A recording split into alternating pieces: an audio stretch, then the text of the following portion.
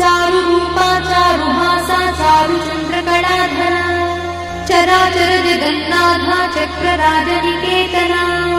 पार्वती पद्मनयना पद्मरागसमप्रभा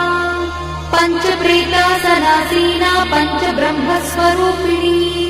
चिन्मयी परमानन्दा विज्ञानघनरूपिणी ध्यानध्यात्युज्येयरूपा धर्माधर्मविवर्जिता विश्वरूपा जागरिणी स्वपन्ती तैजसात्विका सुप्ता प्राज्ञात्मिका तुल्या सर्वावस्था विवर्जिता सृष्टिकर्त्री ब्रह्मरूपा गोत्री गोविन्दरूपिणी